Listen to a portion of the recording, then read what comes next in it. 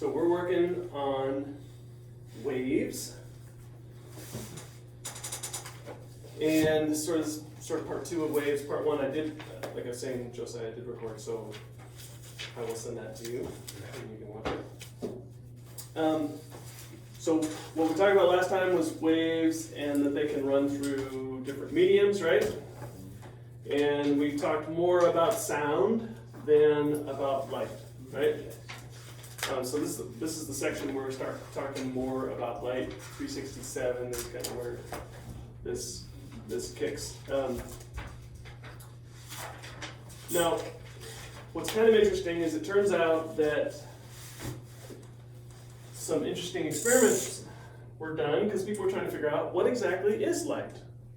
And this guy Young did an experiment with, say you have the sun here, okay, shining brightly, and you have a box,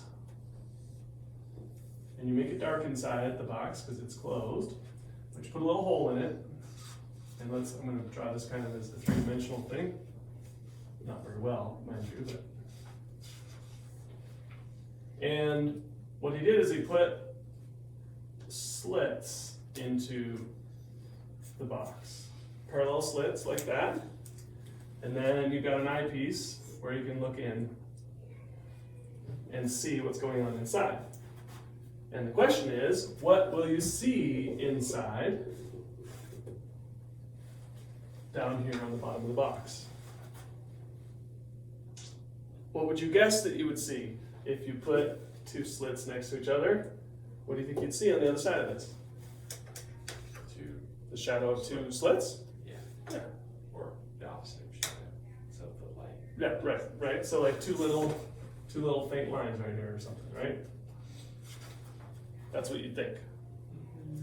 But it turns out what you see is more like this.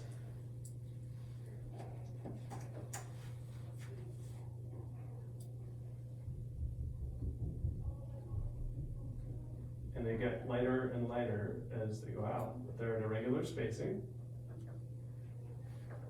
And you get bands, multiple bands on there. Now, if you've ever, you can see this in a bathtub if you set something up right, or on the ocean. But if you've got, say, a shoal of rocks in the way here, and you've got waves coming in from the main ocean, right? But you have kind of a blockage to most of those waves except for an opening right here. This is kind of the pattern that you see come out, right? Is that almost like you dropped a rock in a pond right here, so to speak? Because what you've done is all these waves, the energy from these doesn't get in, it just gets in here and then it kind of spreads out, right? Now, if you were to put another hole kind of next to this, then you would get a pattern like that from it as well. And like each of these lines is the crest or the top of the wave, so to speak, right? And what's happening is, this is the high point, right? So what happens when the high point of this crack runs into the high point from this one? So like right there. You get a higher wave. They add together. And right here, they're subtracting together. Okay? And right here, they're subtracting together. The next one out, they'd be adding together. And so you wind up with this chop, like of higher points than you get from either one on its own, because they're additive. That's what you see here. Light is coming through these slits, and it's emanating like that, and then down here on the face, we end up seeing a point where there's more intensity, and where there's no intensity, and more intensity, and no intensity, and like this. That's what you end up seeing on the bottom of the box. If light was just a series of bullets, right, flying along, you would not expect to see that. Because what it's suggesting is that when the light from here lines up perfectly with the light from here, that they can cancel one another out. For example, like if you were moving backward as fast as I was trying to punch you, right? There's no punch, right? Or when you wear noise canceling headphones, right? What is that doing? Well, there's a microphone on the headphone, right? It's listening to the sound coming in, and it's trying to play the exact opposite, the exact inverse of what's coming at you, so that the sum is silence, because if it's canceled. The total pressure level maybe has changed, right? Because it's up here now. So you experience a sensation of pressure, like you're a little bit lower down on the earth, essentially, right? But you don't actually hear those sounds. That's how noise canceling headphones work. Well, you're seeing cancellation with light, but that told them that light was a wave. And what do we know about waves in the air? There's a medium through which they flow, right? They're flowing through the physical air. So what's the medium that light was flowing through? They found that really confusing. Because And- you go through a vacuum. Well, they said it must not be a complete vacuum. There must not be nothing. So they postulated that there must be something they called ether. We can't detect it, we can't see it, but the waves you can't have a wave of nothing, right? That's what they postulated. So they said, well, we must have a wave, there must be this thing called ether, and there's waves going through it. But we figured out that's not probably accurate, almost certainly, through a series of experiments. And they had to do with, you know how we see like the Doppler effect we talked about yesterday or Wednesday, we talked about how you hear a different thing if a sound source is moving towards you, right? Than if a sound source is then moving away from you. Have you ever experienced that? Like a train coming at you? Sounds, it sort of changes tone as it goes by you. That's the Doppler effect, right? The waves are stacking up on you, coming this way, and then they're sort of running away from you, going this way. They get farther apart because the sound source is moving away from you. Now, that's just directly related to the fact that that the sound is flowing through a medium, right? So if the medium itself was moving, then you would see the same kind of effect, right? So they postulated, hey, we can do an experiment. We know that the earth is not sitting still, right? And so the ether must be moving relative to us in at least some direction. So they tried shooting light at right angles to itself and then bouncing it back and seeing if they could get it to interfere with itself. Because the ether, however the ether is moving, it can't be moving the same in both directions, right? And so they did these at 90 degrees to each other, and they figured they'd be able to detect ether that way. But there's no evidence that it's there. You don't get evidence that the light traveling through this might be fighting, ether flowing, whereas in this way it wouldn't be not fighting that velocity, or vice versa. And so that was good evidence that this ether thing is a nice idea, but not right. This guy, James Clerk Maxwell, came along and realized light might be something kind of different. It might be a wave of electricity and magnetism. Now, the interesting thing is, remember way back when we talked about the fact that somebody figured out a rough estimate for the speed of light based upon like a moon of Jupiter. Remember that? That was in our E is equal to mc squared book. He doesn't mention that in here. But so that they came up with the rough estimate for that. James Clerk Maxwell's math actually predicted the speed of a fluctuation of electricity, and if you can imagine this along the line, and magnetism. So you call this magnetism, and we sort of have an axis here. That's why I'm drawing it like that. So you get a fluctuation of electricity and magnetism, and then underneath that you get the electricity again, and you get the magnetism going out the other way. And you get it butterflying back and forth.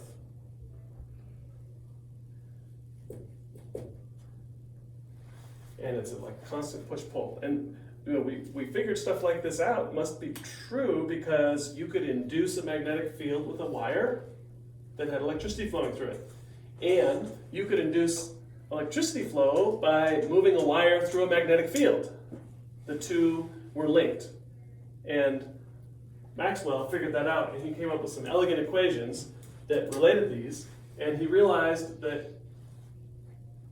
he actually came up with a prediction for the speed of light based on just these equations. And it was remarkably close to what people had tested in the physical world. So that's really interesting. Now, this process that we mentioned a second ago of the light coming through a hole or a slit, we call diffraction. It's the curving. Diffraction is how when a wave goes through an opening, it gets bent by that opening. It gets bent by it to some extent, and you end up seeing that curvature. Light bends around a sharp edge, like a wave. Okay, and so we call that diffraction.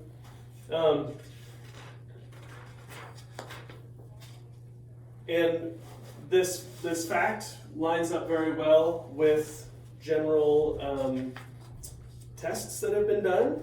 Now, I remember when we were doing this before, we did talk about the visible spectrum of light, right? And how that's just one section of light, but it's the portion that we can physically detect with our eyes, right? And so your book has a good spread out of how those go apart, and an actual wavelength associated with that wave.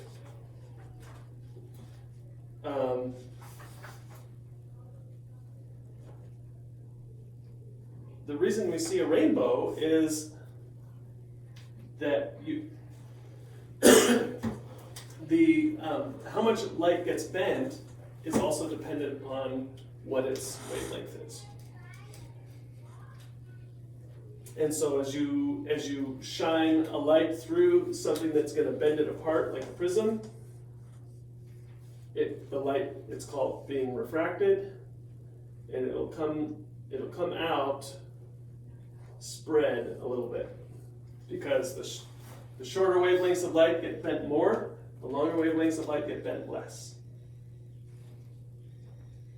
So what is a physical phenomenon that we see every day, almost every human, except those living underground?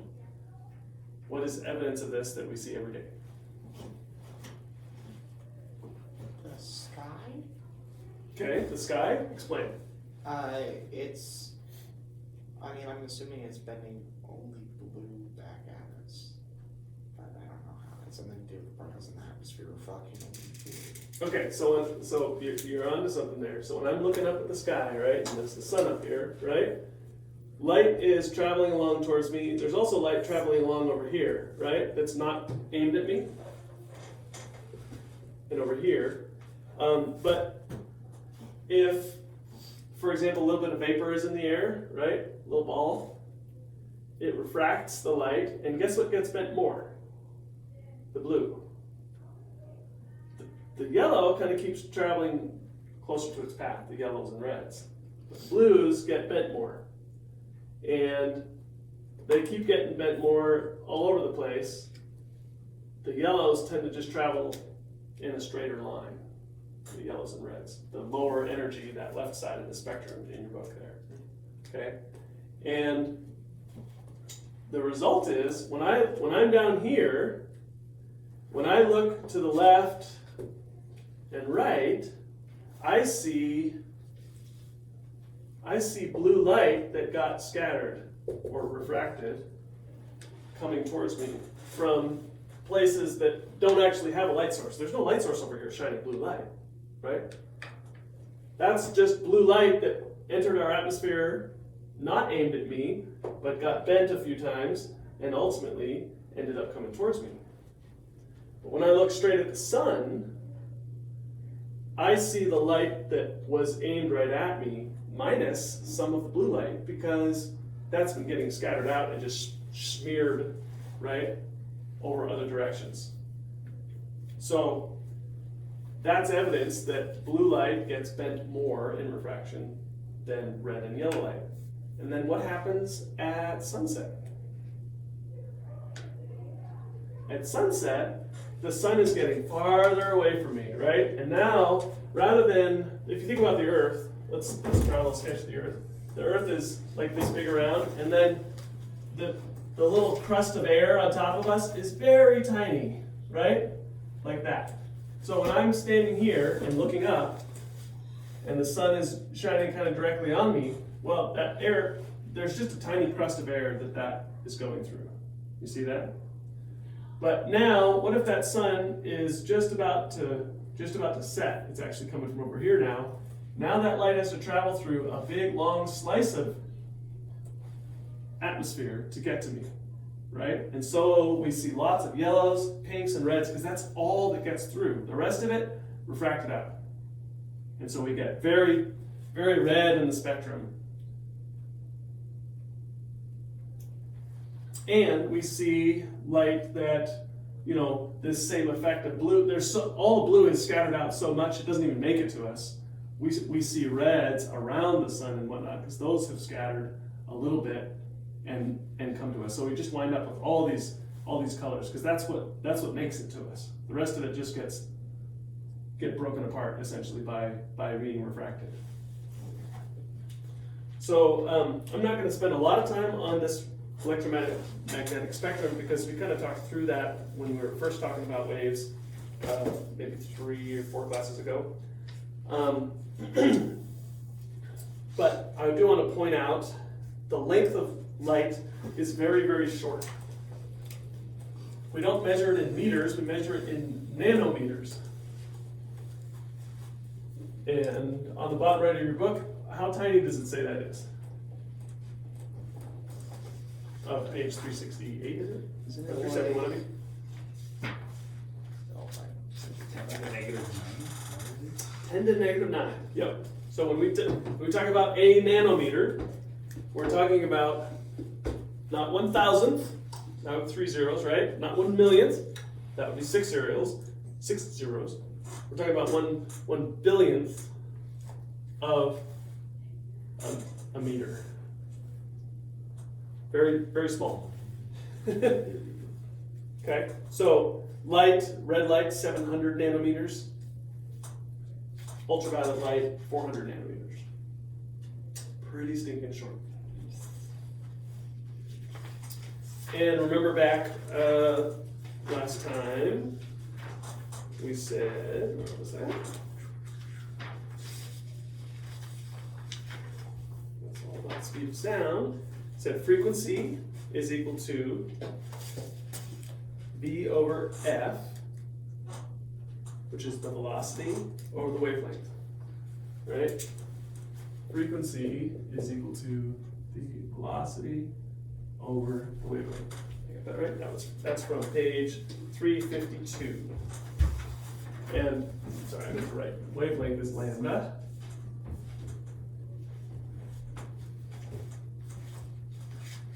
So we just said that red light is about 700 nanometers, right?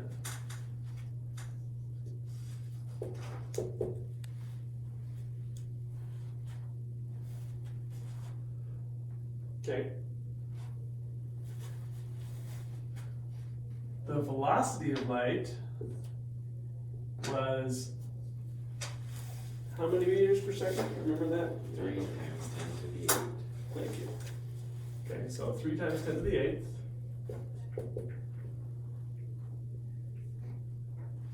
And then,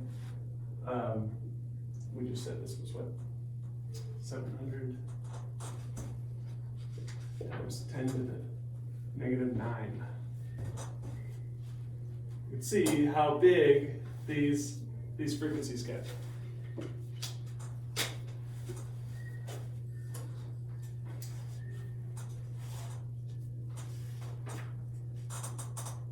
Okay, so the book will have us run through a little bit of problems with this. There's another reality about light that we're supposed to talk about. Because, guess what? There were some ways in which experimental work with light didn't seem to line up with the wave theory. Okay, and that was a struggle for physicists. So, here is an example. If I had a panel of metal, okay, and I shine light on it from the sun, then I hook wires up to it, I can actually detect a current of electrons that flow off that piece of metal. And as soon as you turn the light on, you start to detect some electricity coming off. Okay? This is really the same basis under which a solar panel works. Okay? Solar panels just happen to be very good at it because of the particular materials used. What are they made of? Silicon is one primary component, and then I think there are some other metals that it's doped with.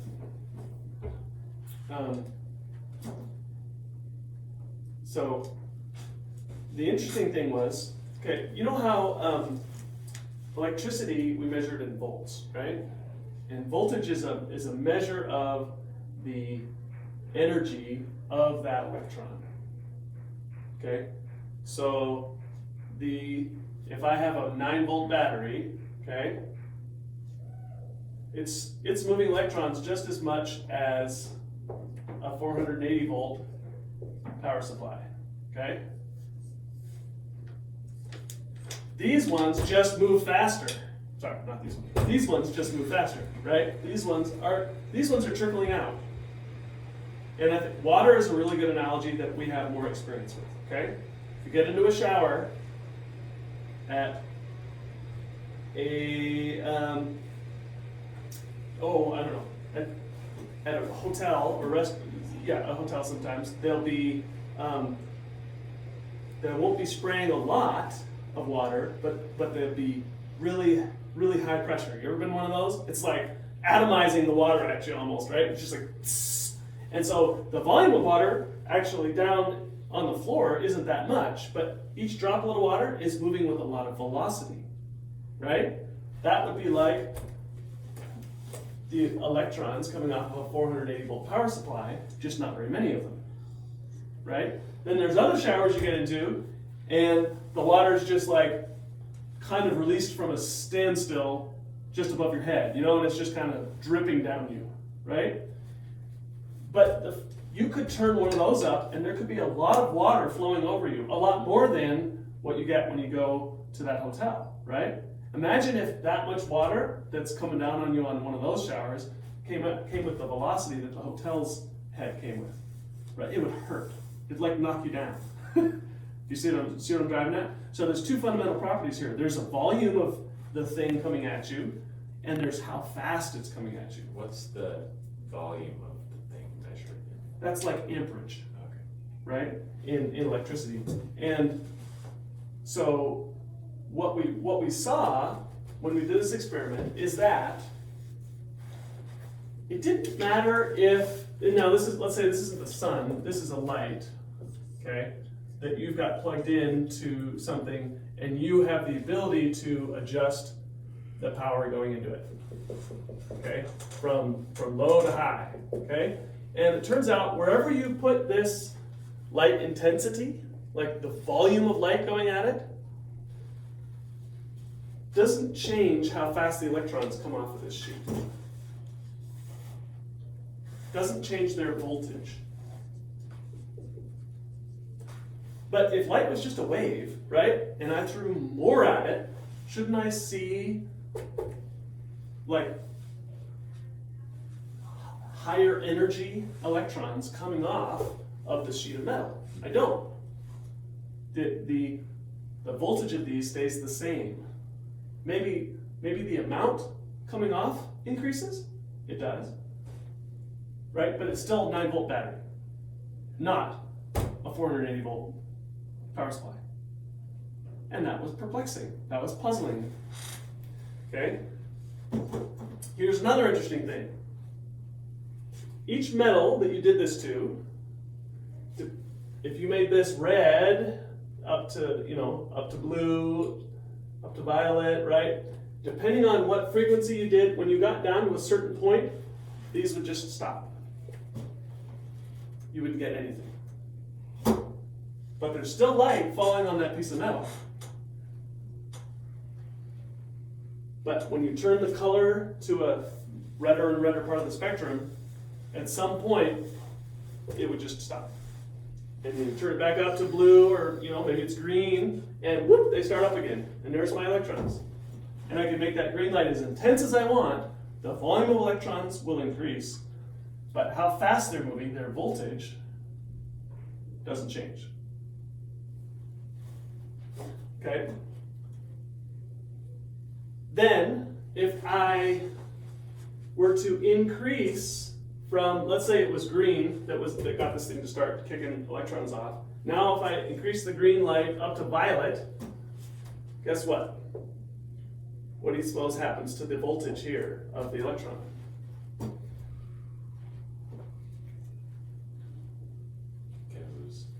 It goes up. Yeah. So once you get to that threshold where the electricity starts, if you keep turning up, not the intensity, but the frequency of the light driving at this thing, you'll see a higher voltage electron come off of that. Now, it could be if it's a very dim violet light, right? You're just going to see one once in a while, but it's going to be going fast. And then a little while later, but they're going fast. That's the measure of their voltage, right? That's like when you have a pinhole in your in a valve or something, right? And that water's just like one tiny little stream, right? Or from a crack in a pipe. So violet light releases the most energy. Right, because it's the highest energy. And so when it hits here, somehow the volume of light hitting it is not what determines the voltage coming out. It's the frequency of light. It's the energy of the light itself. Now, that doesn't really line up with this idea of it just being a wave. Okay? Ultimately, Einstein, enter Albert Einstein. So this is 373, kind of in the bottom middle on the right-hand side. Einstein was willing to put aside the notion that light was a wave and simply said he was willing to assume that a beam of light is something like a stream of particles, like water coming from a hose, is made up of a stream of individual water molecules. He assumed that light came in little electromagnetic bundles, which he called a photon, and that that the energy of each proton was proportional to the frequency of light in accordance with the following equation. E is equal to HF.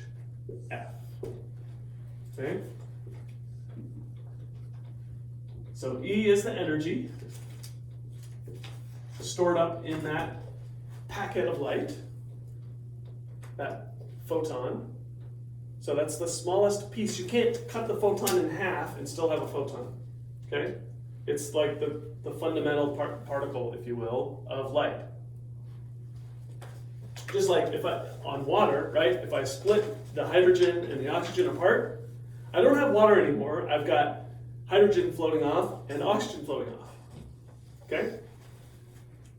So energy is equal to H times the frequency. What's H? Planck's constant. So Planck's constant is a little it's like one of these things you discover and you can't get away from it. Turns out it's just there. Okay? Kind of like pi.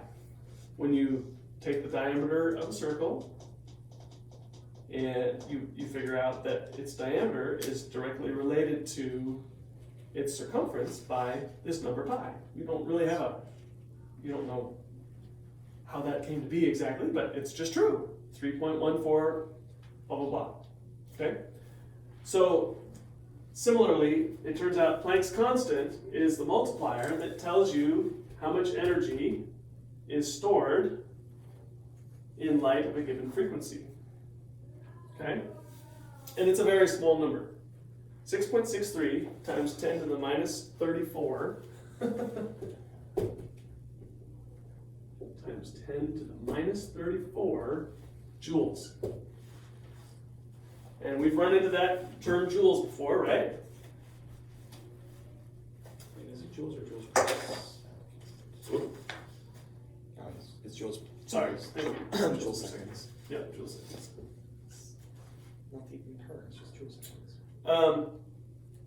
That's a very, very small number. So particles of light, individual particles of light, they are carrying a very small amount of energy. Okay? Now, what Einstein figured out is that these particles of light, they're banging in on this surface. A particle of light comes along and it bangs into an electron that's held, right, on an atom. And that atom holds it kind of depends on which electron shell it's in, holds that electron tighter or a little bit looser, okay? And the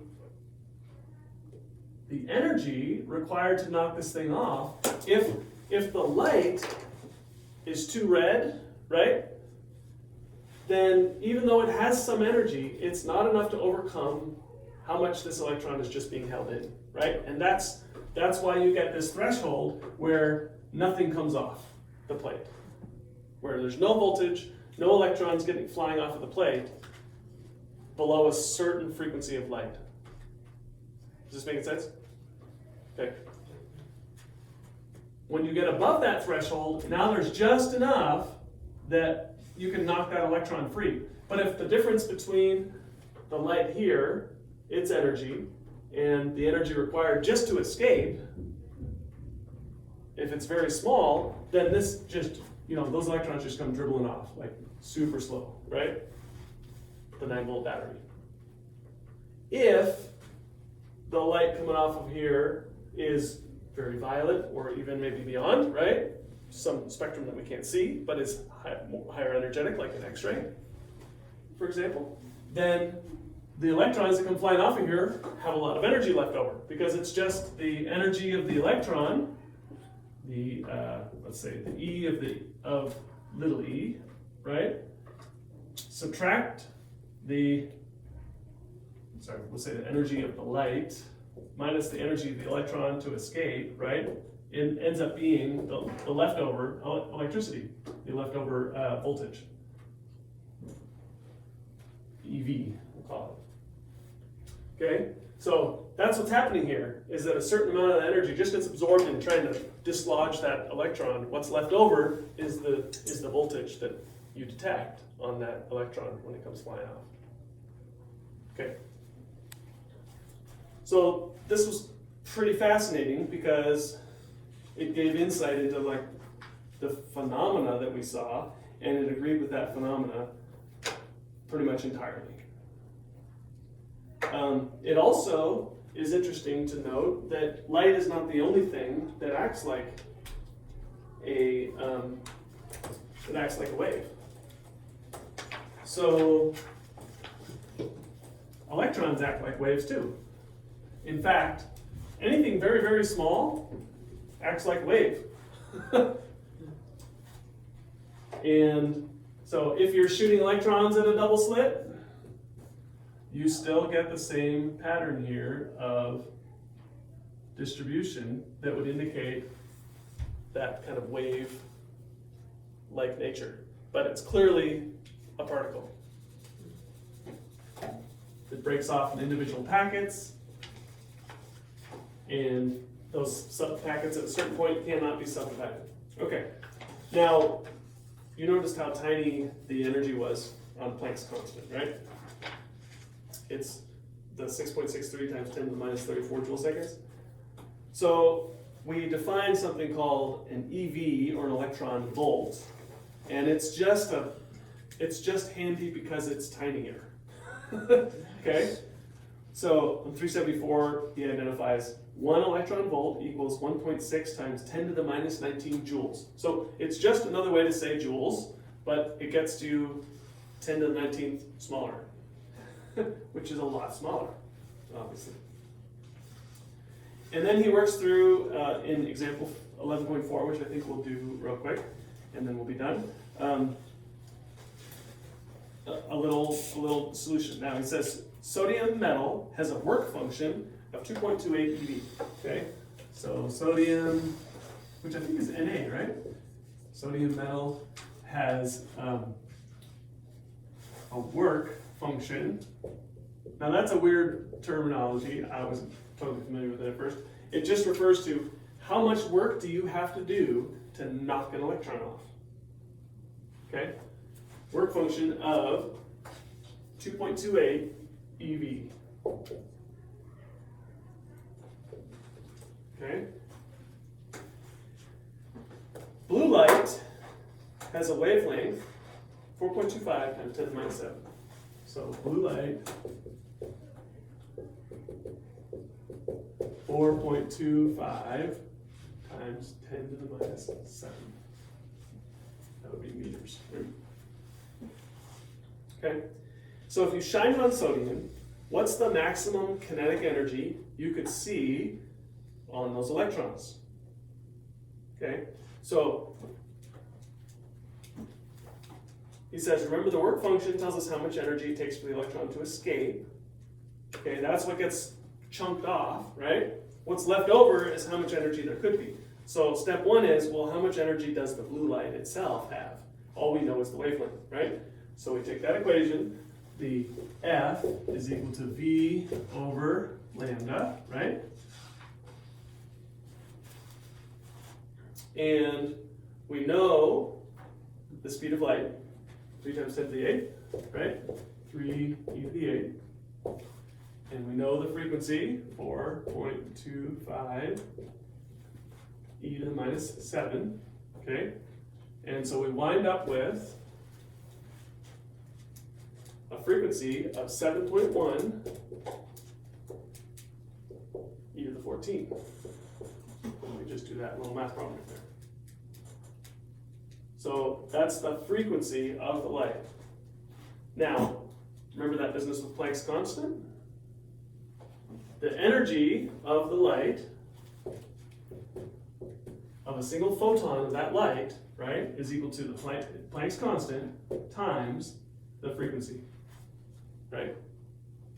Okay, now, you can define Planck's constant in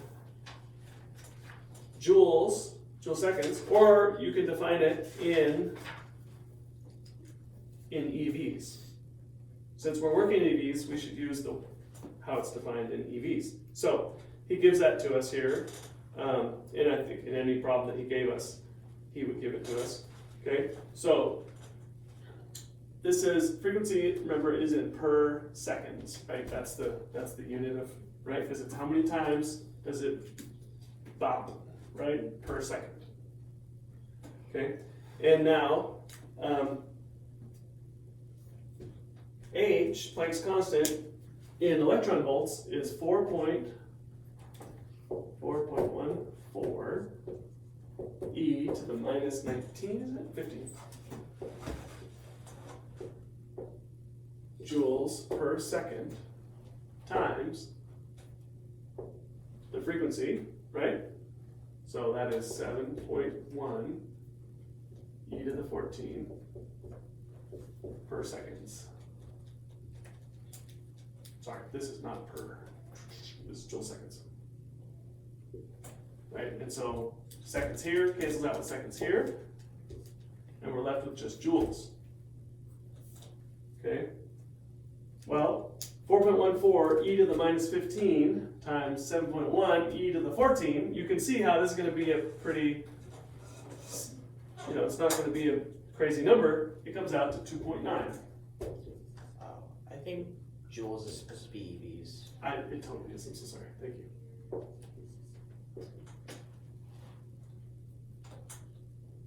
That was the whole point, is we used Planck's constant defined in EVs, not defined in joules, right? So that was my fault. But you see how this ended up being kind of a handy way to define an electron volt, right? Is that it gave you a number that was not like 2.9 times 10 to the minus 25. Yeah. Okay, so that's the maximum voltage that you could see on an electron, maximum energy on that electron flying off of a sodium piece of metal with that wavelength of light. If you turn up the wavelength of light, this value goes up, right? If you turn up the intensity and don't change the wavelength, this stays the same, there's just more of it. More of those little electron particles. Okay. I'm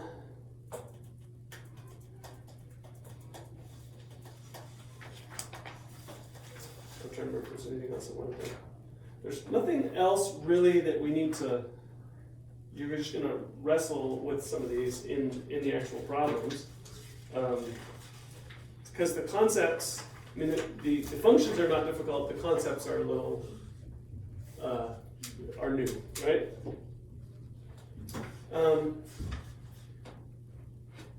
He talks about that the reigning in view of physics is that everything has a particle wave dual reality, right?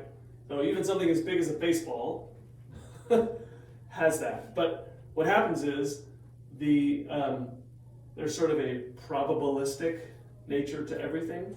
In other words, some things are very likely, some things are very unlikely, right? And when you add up 1 trillion atoms in a baseball, and all the things that are most likely for them versus not that likely, they average out to the baseball being right where you know it is. But in reality, even a baseball is a teeming sea of uncertainty. Wait, so a baseball could do something unexpected, Quantum mechanics would say absolutely. but I've never seen a baseball do something unexpected. Because except it's Randy so Johnson hitting a bird. stinking unlikely. Did you see the video of the anniversary of that was like a couple weeks ago? That's right. So there's like a really, really, really, really, really, really, really tiny chance that when you throw a baseball, it'll just come back in your face. Sure. Cool. Now, it's vanishingly small. It's Oh, yeah. 1 in 10 to the minus 52, or 10 to the 52, right? It's so tiny, it's not going to happen. Okay? That's why we can send rocket ships to places and be okay. But,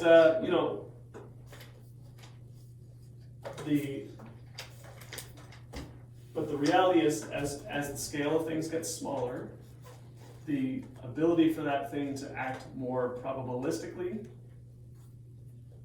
starts to dominate more than when it's big, right? And so it's a matter of scale is the problem, why you don't see the baseball anywhere, or as a blur of uncertainty. It's kind of mind twisting, and in some ways it can seem like kind of a game, but it's a game of how do I match what we can observe to a coherent underlying structure, right? And so the underlying structure, turns out, it kind of matches this wave reality and kind of matches this particle reality. Can't get away from this kind of dual thing to it. I've actually, from a theological standpoint, I've looked at this as the way God interacts with the world without violating the world. If everything is probabilistic, if quantum mechanics says that the position of a object in space is just defined by a probability function that identifies this location as being the most likely, but if you looked at another instant, you might see it here. okay, then it doesn't even really violate the laws of the world for God to intervene. It's kind of interesting. That's more philosophy than I think physics, but it's interesting to me that physics ended up finding that, you know, it's not a clockwork mechanism. It is a more probabilistic, uncertain mechanism that underlies our general reality. There's probably not too much else to talk through here. I think, why don't you guys do all the on your own problems?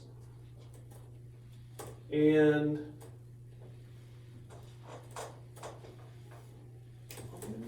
read the next two pieces of our the next two chapters of our book for Wednesday. And then Friday we'll turn to the problems associated with this. Do that.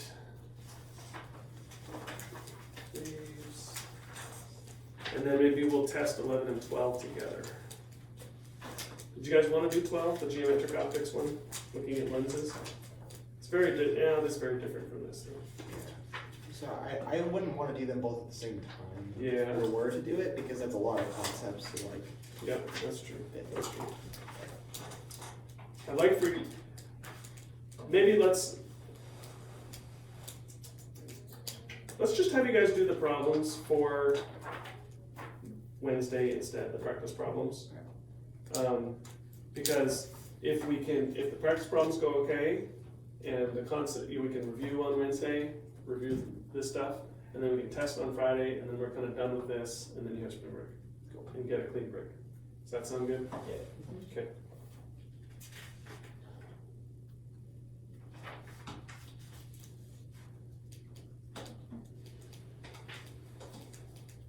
And I would, yeah. I need to kind of pencil out, because I want us to finish this book pretty soon. So let's do practice problems and the next chapter in the book, which I think is 14. I think it's 16.